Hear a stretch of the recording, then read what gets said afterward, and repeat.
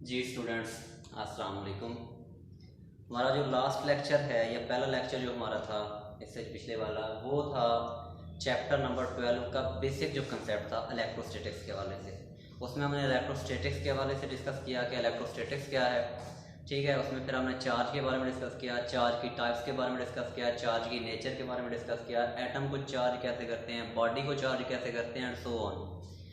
अब हमारे पास जो नेक्स्ट टॉपिक है वो चैप्टर नंबर 12 इलेक्ट्रोस्टैटिक का फर्स्ट लॉन्ग क्वेश्चन और फर्स्ट इंपॉर्टेंट क्वेश्चन है।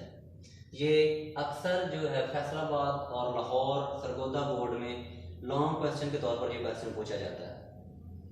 कूलम्स लॉ क्या है? 1784 में एक फ्रेंच मिलिट्री इंजीनियर था जिसका नाम था चार्ल्स कूलम। उसने सबसे पहले फोर्स ऑफ अट्रैक्शन और फोर्स ऑफ रिपल्शन को क्वांटिटेटिवली मेजर करने के लिए एक रिलेशनशिप डिस्कस किया।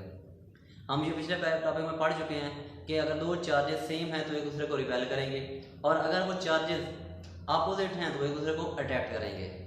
अब यहाँ पर जो क्वेश्चन पैदा हुआ था कि वो चार्जेस एक दूसरे को अट्रैक्ट कितना कर रहे हैं या एक दूसरे को रिपेल कितना कर रहे हैं, ये हमें पता नहीं चल रहा था।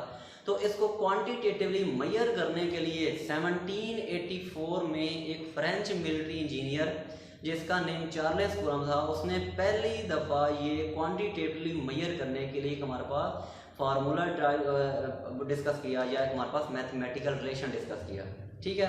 अब हम अगर उसको डिफाइन करते हैं तो डिफाइन कैसे करेंगे? इसकी डेफिनेशन हमारे पास है, ये कूलम लॉ की जो स्टेटमेंट है वो कहता है द फोर्स ऑफ अट्रैक्शन और repulsion between 2 point charges.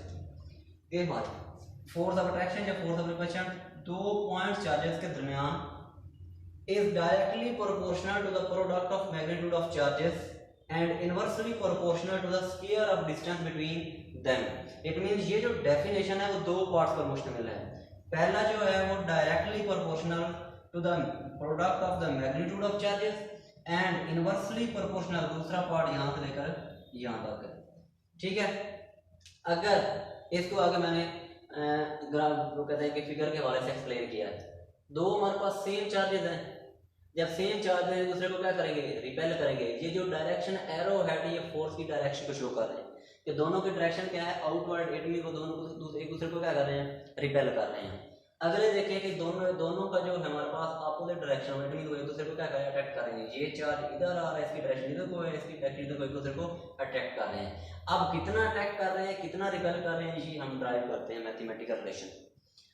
Definition के हवाले से the force of attraction and repulsion is directly proportional to the product of magnitude of charges, ठीक है। ये उन चार्जेस की मैग्नीट्यूड को शो करता है। Q1 is the magnitude of first charge, Q2 is the magnitude of second charge. अब अगर इन दोनों को प्रोडक्ट लें तो फोर्स उनके प्रोडक्ट क्या होगी? डायरेक्टली प्रोपोर्शनल होगी, और इनके दरमियान जो डिस्टेंस है उसके क्या होगी? उसके स्क्वायर के इनवर्सली प्रोपोर्शनल होगी, ठीक है। तो ये हमारे पास दोनों पॉइंट्स हमने लिख लिया डेफिनेशन के हवाले से। इन दोनों को कंबाइन किया तो ये हमारे पास इक्वेशन आ गई है, फिर directly proportional to Q1 Q2 over R square. इस प्रोपोर्शनलिटी साइन को खत्म किया। जब प्रोपोर्शनलिटी साइन को खत्म करेंगे तो यहाँ पर हमारे पास कांस्टेंट न्यू कांस्टेंट K आ जाएगा, ठीक है। तो हमारे पास रिलेशन बन जाएगा F is equal to K Q1 Q2 over R square. अब आगे जो हमारे पास K है वो क्या है? K को हमने कहा कि ये हमारे पास एक प्रोपोर्शनलिटी कांस्टेंट है और एक इसका स्पेसिफिक नेम दे दिया कूलम्स कांस्टेंट। अब इसको हम प्रोपोर्शनलिटी कांस्टेंट भी कह सकते हैं, कूलम्स कांस्टेंट भी कह सकते हैं और इलेक्ट्रोस्टैटिक कांस्टेंट भी कह सकते हैं, ठीक है। Where K proportionality constant. अब जो K है वो डिपेंड किस चीज़ों पे कर रहा है? K दो चीज़ों में डिपेंड कर रहा है। कौन कौन सी है बेटा? First one is the nature of medium between the charges, कि इन चार्जेस के दरमियान नेचर क्या, मतलब कौन सा मीडियम है, इन जो कौन सा मीडियम है उस मीडियम की नेचर पे डिपेंड करता है कि। और दूसरा system of units in which force F, distance R and charge Q are measured, मतलब उन चार्जेस के दरमियान मीडियम कौन सा है और ये जो फोर्स है, डिस्टेंस है और चार्ज है, ये किस यूनिट्स के हवाले से हम मेजर किया जा रहे हैं कि उन चीज़ों पर डिपेंड कर रहा है।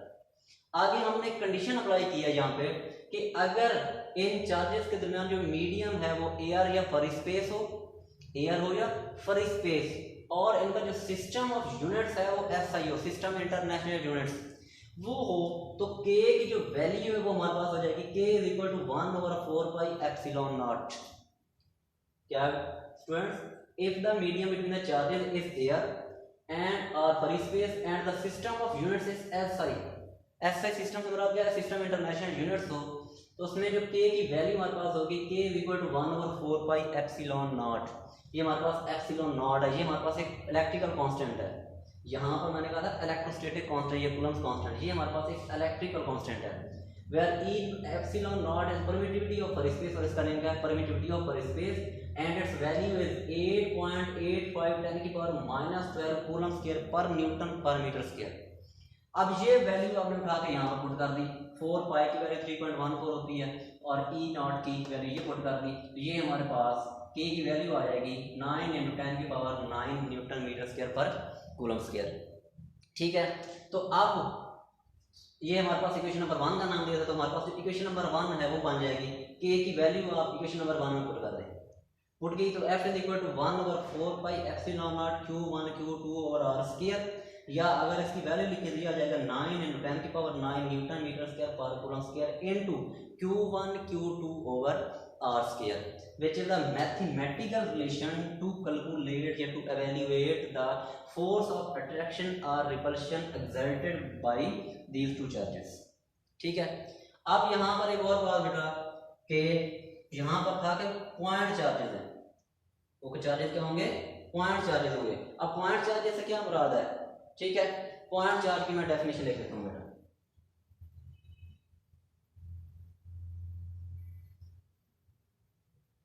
Point charge that charge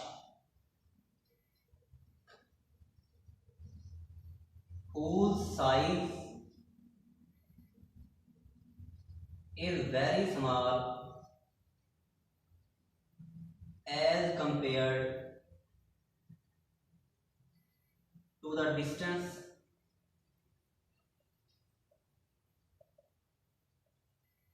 between them, कि वो चार्ज पॉइंट चार्ज होगा जब उसका साइज इन दो चार्जेस के दरमियान डिस्टेंस से बहुत छोटा हो, मतलब छोटा सा चार्ज हो। ठीक है, एज कंपेयर टू डिस्टेंस उनका जो साइज है वो क्या होगा, स्मॉल होगा, या उसका जो मास होगा वो स्मॉल होगा, तो फिर उस चार्ज को हम क्या कहेंगे, पॉइंट चार्ज कहेंगे। दैट चार्ज या the charge whose size is very small as compared to the distance between them is called point charge। तो ये हमारे पास है कूलम्स लॉ।